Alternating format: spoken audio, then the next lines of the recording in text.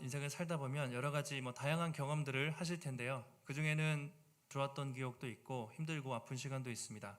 근데 우리가 항상 인생에서 가장 잊지 못할 여러 가지 기억들이 있지만 우리 크리스찬들, 성도들에게 가장 잊지 못할 기억은 하나님을 처음으로 만났을 때가 아닌가 싶습니다. 우리가 예배를 드리고 모태신앙도 있고 여러 가지 다양하게 나오지만 정말 살아계신 하나님을 내가 경험하고 그분의 은혜를, 영광을 경험했을 때, 그때만큼 어떻게 보면 짜릿하고 우리 인생에 가장 잊을 수 없는 순간이 아닌지 모르겠습니다. 아마 이 자리에 나오신 분들도 다 물어보시면 말씀을 하시겠죠. 제가 항상 성경 공부나 제자 훈련을 할 때 이렇게 가장 먼저 하나님을 언제 인격적으로 만나셨습니까? 그러니까 지식으로 문화적으로 교회 생활하는 거 말고 정말 살아계신 하나님을 언제 만나셨습니까? 물어보면 사람마다 각자 다양하게 그런 스토리가 있는 것 같아요. 저도 이제 모태신앙이지만 그러니까 고등학교 때까지 한 번도 주일을 빠지지 않고 예배 생활, 교회 생활을 잘했지만 정말 하나님을 만난 것은 대학교 1학년 때 서울에 학교를 와서 이제 선교단체와 또 대학부 생활을 하면서 그때 주님을 이제 만나게 되었습니다. 그러니까 그동안에도 물론 하나님을 믿기는 믿었죠. 그러나 지식적으로 또 이성적으로 물론 믿었지만 정말 이제 그 대학 시절에 막 정말 뜨겁게 예배하고, 그러니까 저는 이제 어떻게 하나님 만나게 됐냐면 성경을 읽다가 계속해서 이제 대학에 와서 이 말씀이 이게 이제 살아있다는 생각이 안 들었던 거죠. 그냥 책인 것 같고, 내가 이제 교회를 그만 다녀야 되나, 이렇게 이제 고민하고 있는데, 그러면서 기도 부탁을 하고, 정말 이 성경 말씀을 내가 잘 깨달았으면 좋겠다. 이제 선배들한테 1학년 때 많이 부탁을 하면서, 이제 기도하고 말씀을 보는데, 어느 순간인가 1학년 한 여름쯤 되는 것 같은데요. 그 앞에 막 힘든 일들이 많았어요. 그래서 막 기도하고 성경을 보는데, 갑자기 이 말씀이 이제 저에게 살아있는 말씀으로 3D처럼 로마서 8장 26절 말씀이었는데, 이와 같이 성령도 우리의 연약함을 아시나니 우리가 마땅히 빌 바를 알지 못하나 성령이 말할 수 없는 탄식으로 기도하신다, 이런 이제 말씀이었는데, 이 말씀이 살아있구나 딱 하면서 이제 말씀이 빛이 탁 들어오기 시작하면서 그때부터 한 3일 정도는 거의 밥도 안 먹고 성경만 본 것 같아요. 그러면서 뭔가 완전히 이렇게 충만하게, 그러니까 이제 뭘 이렇게 체험을 했다기보다도 말씀의 빛이 들어와서 계속 말씀만 보고 밥을 안 먹어도 기쁘고 막 선배들한테 말씀이 살아있다고 이제 이렇게 말했던 그런 기억들이 납니다. 그때부터 이제 좀 많이 바뀐 것 같아요. 하나님이 살아계시는구나, 그리고 말씀을 통해서 역사하시는구나, 이제 그런 경험을 하게 됐던 것 같습니다. 여러분들도 아마 살아계신 하나님을 가장 영광스럽게 만났던 그런 기억이 다 있으실 겁니다.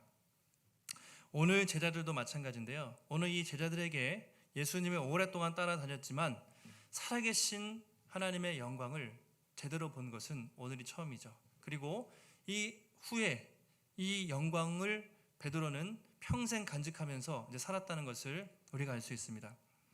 오늘 말씀은 특별히 우리가 변화산 사건이다 이렇게 얘기하죠. 통상적으로 변화산, 산에서 예수님이 변화되셨기 때문에 변화산 사건이라고 알려져 있습니다.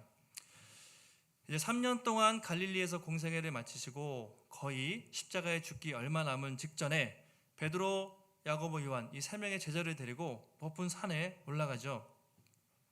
그래서 영광스러운 모습을 보여주시는데, 나중에 베드로가 초대교회의 위대한 지도자가 돼서 그때의 기억을 이렇게 회상을 합니다. 그것이 베드로후서 1장 16절 이하의 말씀인데요. 이제 자기가 오늘 이 사건을 가지고 수십 년 후에 이제 사도가 돼서 이제 이렇게 쓰는 거죠. 베드로후서에 보시면 우리는 그의 크신 위엄을 친히 본 자라. 내가 그 위엄을 봤다는 것이죠.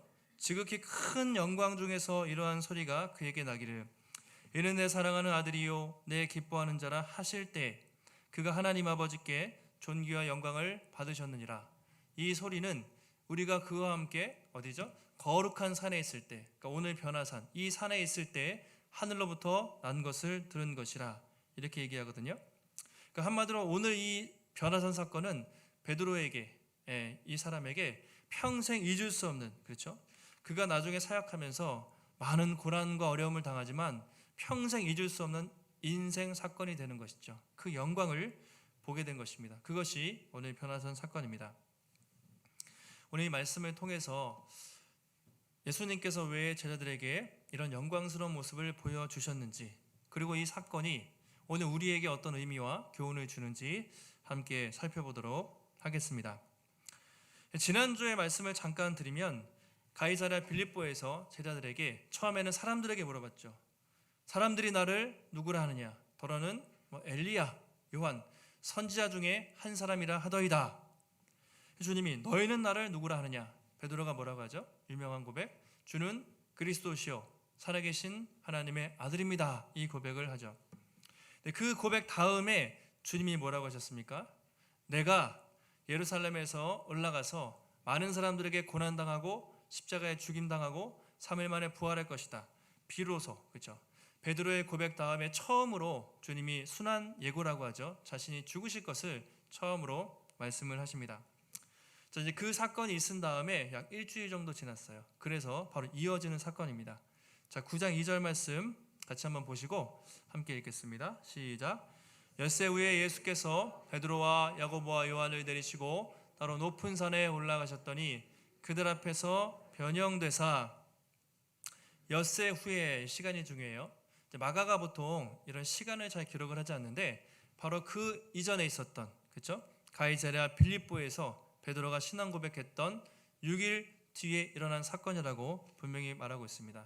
그러니까 앞에 있는 일이랑 오늘 사건이랑 바로 연결되는 중요한 연결점이 있습니다.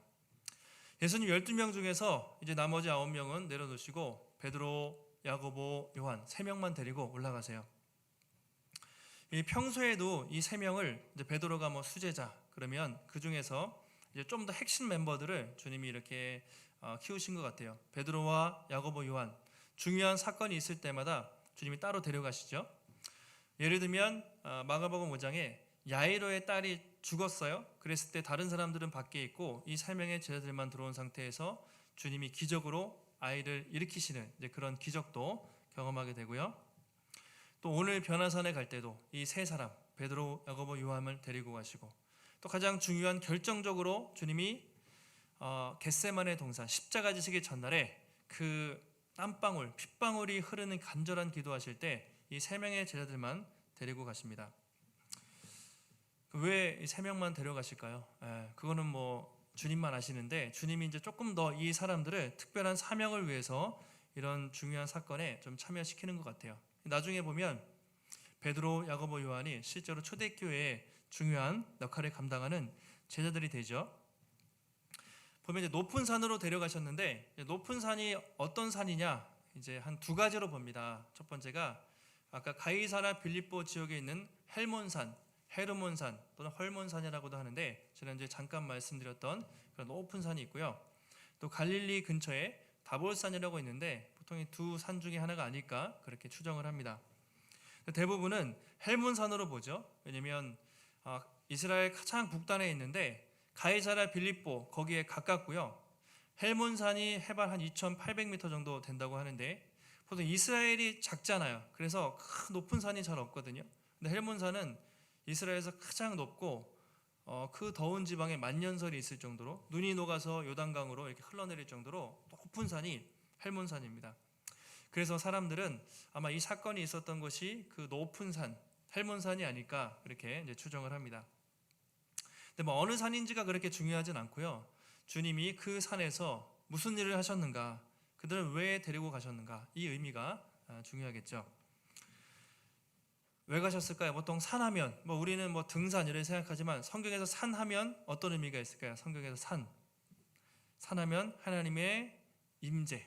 그러니까 구약을 보시면 많은 사람들이 산에 올라가서 그렇죠? 하나님의 임재를 경험했던 것을 성경을 보면 볼 수 있죠. 특별히 모세를 보면 출애굽기 24장에 보면 모세가 시내산에 올라가서 십계명을 받을 때 하나님 산에 올라가잖아요. 하나님의 임재의 상징 이것이 바로 이제 산입니다. 그래서 이제 3명의 제자들을 데리고 올라가는데요. 무슨 일이 일어납니까? 놀랍게 예수님이 변형되셨다 이렇게 돼 있죠. 하나님 예수님이 그들 앞에서 변형되셨다 이런 표현을 쓰고 있습니다. 변형되셨다. 이 변형됐다 메타모르포라고 헬라어로 되어 있는데요. 그러니까 물리적으로 그냥 이렇게 겉모습만 변화된 것이 아니라 이전과 완전히 다른 상태로 변화됐을 때 그것을 이제 헬라어로 메타모르포, 그러니까 체인지라는 개념이 아니라 영어 성경에 보면 트랜스피겨라고 되어 있는데요. 트랜스폼, 완전히 존재 자체가 본질적으로 변화된 그런 상태로 딱 섰다는 것이죠. 방금 전까지 그냥 사람의 모습을 하고 계셨던 분인데 갑자기 완전히 새로운 모습으로, 변화된 모습으로 제자들 앞에 서신 것이죠. 어떻게 변화됐냐면 3절에 보시면 옷이 광채가 납니다.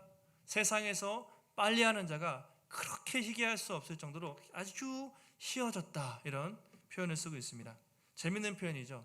옷에서 막 우리 영화에 보면 이제 뭐 후광이 비치면서 아우라가 비치면서 막 광채가 나는데 빨래하는 자가 그렇게 희귀할 수 없을 정도로 그만큼 희어졌다. 이게 무슨 표현일까? 그래서 빨래하는 자 찾아보니까 당시에 실제로 그나퓨스라고 로마 제국에서 빨래, 표백을 담당하는 전문 세탁사들이 있었대요. 그러니까 이제 우리도 아주 더러운 옷들은 보통은 집에서 하지만 잘 안 되거나 곰팡이를 짓거나 그런 옷들은 보통 전문 맡기잖아요. 여기 오니까 되게 셀프 빨래방이 많아요. 그래가지고 제가 작년에 제가 15층이거든요. 그래서 곰팡이 안 날 줄 알고 그냥 관리 안 했는데 완전히 양복 모든 게 다 거의 썩을 정도로 엄청나게 피어가지고 아무리 집에서 할 수가 없는 거예요. 그래서 이제 빨래방에 맡겼는데 돈이 엄청 많이 나왔죠. 그런데 맡기면 어쨌든 그 뭐 제품을 써서 깨끗하게 다시 복귀가 되잖아요. 당시에도 로마 시대에도 그런 전문, 특히 옷을 하얗게 빠는, 옛날에 뭐 기저귀들을 삶으면 막 하얗게 되잖아요. 그랬을 때처럼 아마 전문 세탁사들이 그렇게 옷을 깨끗하게 빠는 그런 사람들이 직업이 있었던 것 같아요. 근데 오늘 마가는 예수님의 옷이 얼마나 하얀지 정말 그 세상의 빨래를 아무리 삶고 깨끗이 해도 그렇게 될 수 없을 만큼 하얗게 광채가 나는 그런 모습으로 변화됐다고 그렇게 말하고 있습니다. 근데 예수님의 옷이 뭐죠? 그렇게 희귀할 수 없을 만큼 매우 희어졌더라 이래 돼 있죠. 희어졌다. 자, 이 표현이 희어졌다는 표현, 수동태잖아요. 근데 성경에서는 이렇게 신적 수동태라는 표현을 씁니다. 신적 수동태. 그러니까 자기가 한 것이 아니라, 예수님이 직접 한 것이 아니라 하나님께서 예수님을 그렇게 하얗고 영광스럽고 거룩하게 변화 주셨다고 말하고 있어요. 그만큼 방금 전까지는, 아니 그동안 예수님을 졸졸 따라다녔지만 이전과 본 적이 없는 전혀 새로운 빛과 광채가 나는 모습을 제자들이 보게 된 것이죠. 근데 사실은 잘 생각해 보면 이게 예수님이 변형되셨다고 말했지만 사실 이것이 예수님의 본래의 모습이죠. 예수님이 이 땅에 오실 때 성육신이죠. 인간의 몸을 입고 오셔서 인간처럼 계셨지만 원래 태초에 영광 가운데 계실 때 주님이 얼마나 빛이 나셨겠습니까? 그 모습. 또 마지막에 주님이 이 땅에 오실 때 본래의 영광스러운 모습으로 오실 텐데 바로 그 모습. 그러니까 예수님의 한마디로 쌩얼이에요. 그러니까 예수님이 그냥 있는 모습 그대로의 원래의 모습을 잠깐 비춰줬을 뿐인데 사람들은 놀라 자빠질 정도로, 표현할 수 없을 정도로 그분의 얼굴과 그분의 영광과 강체에 압도가 됐던 것이죠. 여러분 한번 상상해 보세요. 여러분이 그 자리에 있었다면 정말 저도, 여러분 그런 생각 해보셨어요? 나 주님의 얼굴을 정말 보고 싶다. 하나님 한번 봤으면 좋겠다. 저도 옛날에 처음에 그런 기도를 많이 했어요. 주님의 얼굴을 막 보고 싶다고, 한번 보여달라고. 근데 성경에서 주님의 얼굴을 보면 어떻게 됩니까? 그의 영광 때문에 우리는 다 죽을 수밖에 없어요. 모세도 하나님의 영광을 보여달라고 했는데 나를 보고 살 자가 없습니다. 너무나 거룩하시기 때문에 하나님이 이제 모세에게 등을 보여주시죠. 바위 뒤에 숨어서 그 영광에 잠깐을 보여주지만 그 영광만으로도 모세 얼굴이 하얗게 빛났거든요. 오늘도 예수님의 원래의 모습을 잠깐 보았을 뿐인데 제자들이 깜짝 놀랄 정도로 엄청난 영광에 압도가 되는 것이죠. 근데 여러분, 지금은 우리가 주님을 눈으로 볼 수 없지만 믿음으로 고백하지만 마지막에 놀라운 사실은 우리가 주님을 보게 된다는 것이죠. 성경에서 고린도전서 13장에서 뭐라고 얘기하죠? 지금은 우리가 어떻게 보죠? 거울로 보는 것 같이 희미하나. 그러니까 지금의 거울이 아니라 그 당시에는 청동 거울, 거울로 봐도 희미하게 비쳤거든요. 그 당시, 그러니까 지금 우리가 주님을 희미하잖아요. 눈으로 볼 수는 없어요. 영으로 고백하고 믿음으로 고백하지만 그때가 되면 어떻게 되죠? 얼굴과 얼굴을 마주해야 될 것이다. 주님의 얼굴을, 영광스러운 모습을 두 눈으로 직접 보게 될 것이다. 그럴 날이 온다고 말하고 있습니다. 별로 이렇게 기대가 안 되시죠. 더 놀라운 건 뭐냐면 언젠가 우리도 주님과 같이 변화될 것이라고 말하고 있어요. 주님을 볼 뿐만 아니라 우리도 그분과 같이 영광스러운 모습으로 변화될 것이라고 말하고 있습니다. 그것이 고린도후서 3장 18절 보시면 이제 마지막 때에 우리가 다 수건을 벗은 얼굴로 거울을 보는 것 같이 주의 영광을 보며 그와 같은 형상으로 변화하여 영광에서 영광에 이르니 그 주의 영으로 말미암음이니라 이렇게 얘기했거든요.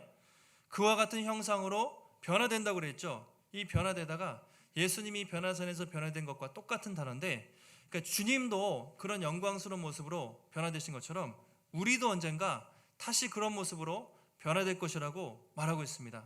여러분 믿어지세요? 제가 아까도 우리 청년들에게 별로 안 믿는 눈치예요. 여러분, 우리가 예수님 믿고 구원받았다 이것이 추상적인 개념이 아니라 그냥 죽어서 천국 가겠지 이런 것이 아니라 우리는 정말 언젠가 주님의 얼굴을 볼 날이 있고요. 심지어 우리의 몸이 주님과 같이 거룩하고 완전하고 영광스러운 몸으로 변화된다고 말하고 있습니다. 그것이 성경이 말하는 중요한 약속이에요. 그때 되면 어떻습니까? 피곤하지도 않을 겁니다. 이렇게. 그리고 늙지도 않아요. 머리도 안 빠질 거고 새치도 안 생기고 병도 안 걸리는 완전한 주님과 같은 거룩한 몸으로 우리도 주님과 함께 영원히 거할 것이라고 말하고 있습니다. 여러분 이 사실을 믿으셔야 돼요. 그게 우리 앞에 펼쳐질 얼마 남지 않은 미래에 있을 일입니다. 성경은 그렇게 약속하고 있어요.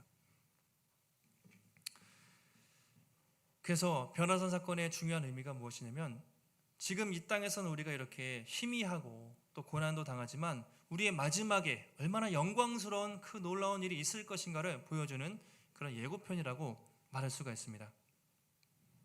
자, 이렇게 이제 주님이 변화되셨는데 누가 보입니까? 갑자기 옆에 예수님 혼자 계셨는데 처음에는 엘리야와 모세가 갑자기 나타나 있습니다. 왜 많은 사람 중에 엘리야와 모세와 예수님이 대화를 하실까요? 자, 이제 엘리야는 이제 구약에서 선지자의 대표죠. 수많은 선지자 중에서 가장 위대한 능력의 종 엘리야, 선지자 대표. 모세는 어떤 사람입니까? 이스라엘의 위대한 지도자이자 이제 구약 율법을 모세 오경을 쓴 사람이죠. 그러니까 하나님의 말씀 율법의 대표가 바로 모세입니다. 그래서 엘리야와 모세가 나타났다는 것은 구약의 율법과 또 구약의 모든 선지자들을 대표하는 그 두 사람이 나타난 것이죠. 이 두 사람과 주님과 얘기하세요. 이 말씀이 어떤 의미냐면 바로 예수님이 구약의 모든 예언과 구약의 모든 율법을, 구약의 모든 말씀을 성취하시는 분이 바로 이 예수 그리스도다라는 것을 보여주고 있는 것이죠. 그 당시 사람들은 예수님 위대하지, 그러나 기껏해야 세례 요한 선지자 그런 위대한 선지자가 아닐까 생각을 했지만 오늘 말씀에서는 정말 그렇지 않고 이분이 정말 살아계신 하나님의 아들, 구약의 이 모든 말씀을 성취하신 메시아, 다른 말로 그리스도라고 했죠. 기름 부음을 받은 그리스도라는 것을 이 사건을 통해서 분명히 보여주고 있습니다. 제자들도 계속 확신이 없었잖아요. 우리가 이 양반을 3년 동안 따라다니는데 진짜 이분이 따라다닐 만한 분이 맞나? 메시아가 맞나? 늘 이런 질문과 의심 속에서 따라다녔거든요. 그런데 이 사건을 보고 정말 이분이 하나님의 아들이시구나, 사람이 아니라 구약에 예언된 모든 말씀을 이루는 메시아 그리스도가 맞구나라는 것을 이 장면을 통해서 분명하게 확신하게 됐겠죠. 그리고 이 확신을 가지고 그들이 평생 사명을 감당하며 살았다는 것입니다. 여러분, 우리가 매주 예배를 드리잖아요. 일주일이 참 빨리 돌아오죠. 금방 일주일 돌아오고 시간이 참 빨리 간다. 매주 이 돌아오는 주일마다 여러분 어떤 마음으로 예배에 참석하세요? 그냥 시간이 정해졌으니까 시간을 때우려고 그렇게 오시지는 않았을 건데, 그죠? 예배의 가장 중요한 목적, 많은 것들이 있지만 가장 중요한 한 가지를 말하려면 무엇일까요? 그것은 바로 하나님의 임재죠. 살아계신 하나님의 임재를 경험하는 것, 그분의 충만한 영광을 경험하는 것, 바로 이것이 예배의 목적이죠. 언젠가 우리가 여러분 천국에 가면 주님의 얼굴을 본다고 했잖아요. 근데 지금 이 예배를 통해서 그 주님의 영광을 미리 맛보는 것이죠. 그리고 우리가 언젠가 천국에 가면 영원토록 주님을 예배할 것입니다. 그렇게 나와 있는데 지금은 하나님 앞에서 그 마지막 때 영원히 천국에서 드릴 그 예배를 연습하는 거예요. 그 예배의 기쁨, 그때 가서 완전한 예배를 드리겠지만 이 땅에서 마지막 날에 드릴 그 예배의 영광과 기쁨을 조금이라도 맛보는 것, 그 은혜를 경험하는 것이 예배의 가장 중요한 목적입니다. 그래서 요한계시록에 보시면 이렇게 마지막에 모든 사람들이 하나님 앞에 예배할 것에 대해서 영광스러운 예배의 장면들이 많이 있지 않습니까? 그러니까 심판의 장면도 있지만 마지막 때에 모든 백성들이 하나님 앞에 예배드리는 그런 웅장한 장면들이 많이 있습니다. 계시록 7장 우리 9절 10절 보시면 이렇게 이야기하죠. 이후에 내가 보니 각 나라와 족속과 백성과 방언에서 그러니까 수많은 사람들이 모든 인종과 민족을 초월한 수많은 사람들이 셀 수 없는 큰 무리가 나와서 흰 옷을 입고 손에 종려가지를 들고 보좌 앞과 어린 양 앞에 서서 큰 소리로 외칩니다. 뭐라고 합니까? 구원하심이 보좌에 앉으신 우리 하나님과 어린 양에게 있도다. 어린 양은 예수님이죠. 우리를 위해서 피 흘리신 그 예수님을 온전하게 찬양하는 그런 장면이 있습니다. 다음 구절 보시면 같이 한번 11절 12절 한번 읽겠습니다. 시작. 모든 천사가 보좌와 장로들과 내 생물의 주위에 서 있다가 보좌 앞에 엎드려 얼굴을 대고 하나님께 경배하여 이르되 아멘. 찬송과 영광과 지혜와 감사와 존귀와 권능과 힘이 우리 하나님께 세세토록 있을지어다. 아멘 하더라. 여러분 한번 상상을 해보세요. 우리가 마지막에 이거 정말 믿겨지지 않는 일 같지만 천사들과 장로들과 수많은 민족들과 보좌 앞에 얼굴을 대고 하나님을 예배하면서 아멘. 찬송과 영광과 지혜와 능력과 존귀와 권능과 힘이 하나님께 영원토록 있을지어다. 아멘 아멘 하면서 주님을 찬양한다는 것이죠. 영화의 한 장면, 여러분이 우리가 인간적으로 생각할 수 있는 모든 방법을 동원해서 상상해 보세요. 상상 그 이상의 거룩하고 영광스러운 예배가 마지막 때에 우리 앞에 분명히 펼쳐질 것이라고 말하고 있습니다. 이게 여러분 마지막 때에 드려질 천상의 예배의 모습이거든요. 근데 지금 우리가 예배 드리는 것도 마지막 날에 우리가 영원히 드릴 영광스러운 예배의 모형이 될 수 있고요. 그 은혜에 우리가 완전하진 않지만 주님을 볼 수는 없지만 이 예배를 통해서 하나님의 영광을 경험하고 예배의 감격을 경험하는 것이 바로 오늘 예배죠. 그래서 우리가 예배 드리실 때 여러분 밋밋하게 드릴 수가 없습니다. 그렇죠? 여기서 만약에 예배의 기쁨과 영광을 경험하지 못하시면 여러분 평생 천국 가서 예배 드려야 되는데 얼마나 지루하시겠어요.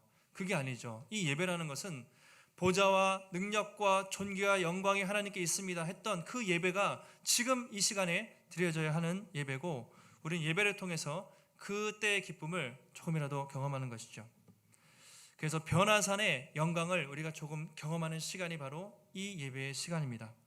오늘도 여러분 예배를 드리실 때 여러분이 어떤 마음으로 나오셨든지 항상 매주 드리지만 드릴 때마다 내가 마지막 때 정말 주님께 드릴 그 예배를 생각하면서 하나님의 놀라운 그 임재와 또 세상에서 경험할 수 없는 그 거룩한 영광을 예배를 통해 풍성히 경험하는 복된 성도들이 되시기를 주님의 이름으로 축원합니다.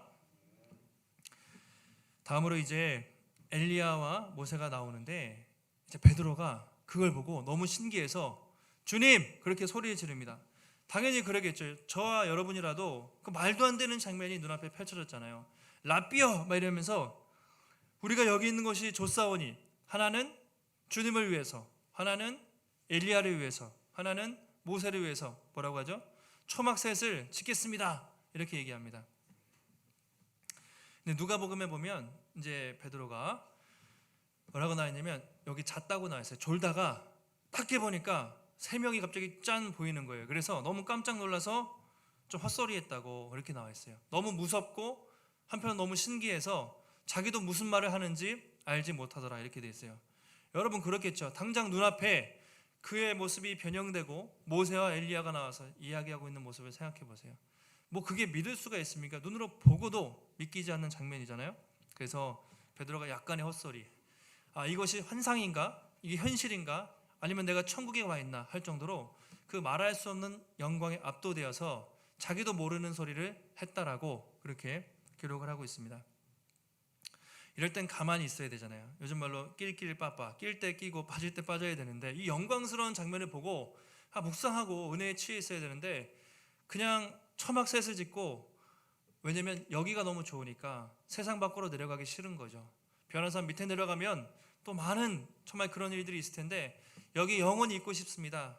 어떻게 보면 맞는 말일 수도 있지만 이제 베드로가 이제 그런 고백을, 자기도 모르는 고백을 여기서 할 만큼 그 상황이 신비하고 은혜로운 것이라는 것을 보여주고 있습니다. 딱 그렇게 말했을 때 하늘에서 음성이 나타납니다. 어떤 음성이 나타나냐면 7절에 같이 한번 읽어보실까요? 7절 시작. 구름이 와서 그들을 덮으며 구름 속에서 소리가 나되 이는 내 사랑하는 아들이니 너희는 그의 말을 들으라 하는지라. 구름이 탁 덮었습니다. 성경에서도 구름이면 의미가 있는 거예요. 다 상징. 어떤 의미냐면 하나님의 임재를 상징하는 것이죠. 구름. 구약시대에 가장 첫 번째로 모세가 이스라엘 백성들이 광야에 성막을 지었을 때, 그 성막에 다 완공했을 때 구름이 하나님의 임재로 가득 찼다고 나와 있고요. 솔로몬도 성전을 지었을 때 하나님의 임재로 가득 찼어요. 구름이라는 것은 하나님의 임재와 영광을 상징합니다. 그만큼 구름에 덮였다는 것은 지금 그 공간에 특별히 하나님의 임재와 영광으로 다시 한번 가득 찼다는 것을 보여주고 있습니다. 무슨 말이 나옵니까? 두 가지 나오죠. 첫 번째가 이는 내 사랑하는 아들이다. 두 번째가 너희는 그의 말을 들으라. 이런 음성이 하늘에서 들렸다고 말하고 있습니다. 이는 내 사랑하는 아들이니. 자, 이거 어디서 들어보신 말씀이죠. 첫 번째로 예수님이 공생애를 시작할 때 언제 이 말씀을 들으셨습니까? 세례받고 올라오실 때 하늘이 열리면서 이는 내 사랑하는 아들이니 내가 너를 기뻐하노라. 하늘이 열리고 성령이 비둘기같이 내려올 때, 공생애 처음 시작할 때 이 음성이 들렸죠. 오늘도 마찬가지로 똑같이 그 음성이 다시 한번 들린 거예요. 자, 이게 무슨 의미입니까? 이는 내 사랑하는 아들이다. 하나님께서 직접 사람들에게, 특별히 제자들에게 예수가 나의 아들이다 라는 것을 직접 그렇게 음성을 통해서 인정해 주는 것이 바로 이 음성이죠. 요즘도 보니까 되게 이상한 범죄가 많아요. 친자 확인, 이렇게 말로 표현할 수 없는 이상한 사건들이 많던데, 그때 불륜, 외도, 이혼하면 이게 소송이 걸릴 때가 있잖아요. 직접 내 아들인가 아닌가 유전자를 채취하고 DNA 검사해서 친 부모인가 아닌가를 검사하는 그런 일들이 많이 있지 않습니까? 그래서 확인되면, DNA에서 확인되면 당연히 친자식이죠. 부정하든 긍정하든. 마찬가지로 오늘 하나님은요, 친자 확인 그런 검사하신 것이 아니라 하늘에서 직접 이 예수가 하나님의 아들, 내 아들이라는 것을 많은 제자들에게 특별히 음성을 통해서 직접 증명을 해주고 있습니다. 두 번째로는 너희는 그의 말을 들으라, 이렇게 되어 있죠. 그의 말을 들으라. 우리가 듣다라는 말이요, 이제 우리말로는 그냥 듣고 흘린다 이렇게 생각할 수 있는데, 구약에서도 그 쉐마 이스라엘 아시죠? 너희는 들으라 할 때 그 듣다라는 말도 듣고 순종해라 이런 말이거든요. 듣고 반드시 순종까지 나아가는 것이 들음이라는 말인데, 여기서도 너희는 그의 말을 들으라, 헬라어로 아쿠에테라고 되어 있는데요, 그냥 듣기만 하는 것이 아니라 듣고 지켜라, 듣고 순종해라 이런 말이 의미가 있습니다. 자, 무슨 말을 들으라는 거죠? 자, 얼마 전에 일주일 정도 돌아갑니다. 베드로가 사고를 쳤잖아요. 가이사랴 빌립보에서 멋지게 신앙 고백을 해놓고 예수님이 내가 곧 십자가에서 죽을 것이다 얘기했을 때 베드로가 어떻게 했습니까? 거의 멱살을 잡듯이 항변하면서 주님 그러시면 안 됩니다 라고 반대했죠. 그때 예수님이 사단아 물러가라 하시면서 자기가 십자가에 죽으시고 부활하실 것을 말씀하시고, 누구든지 나를 따라오려거든 자기를 부인하고 자기 십자가를 지고 따르라, 이 말씀을 하셨어요. 그러니까 그 말씀에 순종하라는 것이죠. 사람의 일, 높아지는 영광을 추구하는 일 하지 말고 예수님이 말씀하신 내 아들이 말한 대로 그 십자가의 길을 걸어가라, 순종해라. 이제 그 의미를 가지고 있는 것이죠. 여러분, 그러면 예수님은 왜 이렇게 바쁜 시간에 십자가에 달려 죽으시기 얼마 안 남았는데, 그것도 높은 산에, 변화산에 올라가려면 뭐 하루 꼬박 며칠이 걸렸을지 모르지만 그 높은 산에 올라가서 이런 영광스러운 장면을 보여주셨을까요? 한번 생각을 해봤는데 그 이유가 아마 그 앞에 있을 너무 십자가 고난이 크지 않습니까? 그 고난을 앞두고 있는 제자들에게 이 영광을 보여주심으로 그들에게 힘과 용기를 주시기 위해서 이 사건을 보여주신 것이죠.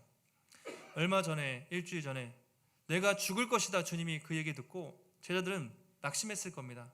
속으로 야, 이제 내가 예수님 떠나야 될까? 이제 이 양반이 내가 생각한 그 메시아가 아닌데 죽으신다는데 야, 우리 갈까? 이런 마음이 드는 제자들도 있을지 모르겠습니다.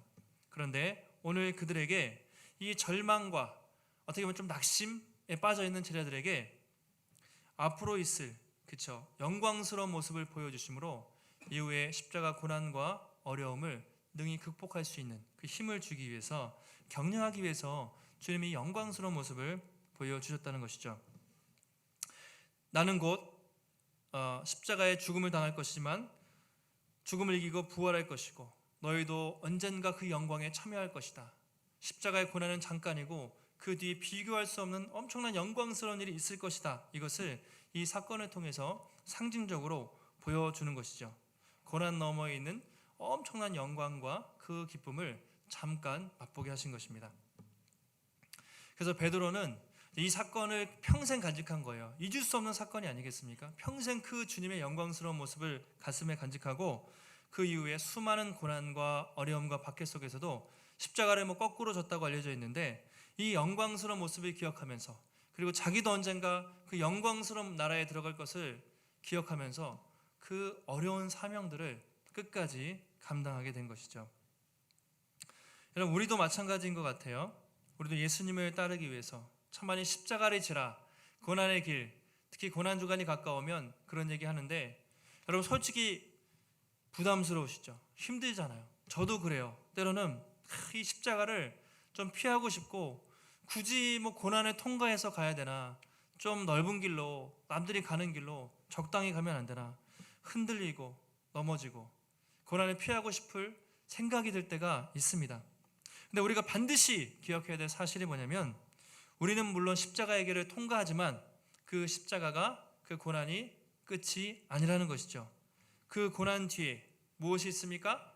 십자가 고난에 비교할 수 없는, 말할 수 없는 오늘 보여주셨던 그 영광스러운 나라, 영광스러운 예배, 영광스럽게 변화될 그 모습들이 우리 앞에 예비되어 있다는 것입니다. 그래서 우리가 기쁨으로 갈 수 있는 것이죠. 로마서 8장 17절 이하에 보면 바울이 이렇게 얘기해요. 바울도 누구보다 예수님 때문에 고난을 무지 많이 당한 사람이잖아요. 이렇게 고백합니다. 자녀이면 또한 상속자, 곧 하나님의 상속자요 그리스도와 함께한 상속자니, 자, 우리가 하나님의 자녀가 됐다고 말하죠.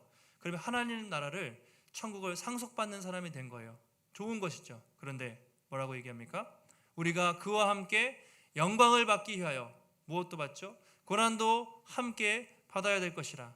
그 영광의 자리에 들어가기 위해서 반드시 고난을 통과해야 합니다. 그러나 생각컨대 현재의 고난, 지금 우리가 당하는 고난, 그 고난이 아무리 클지라도 장차 우리에게 나타날 영광과 절대로 비교할 수 없다.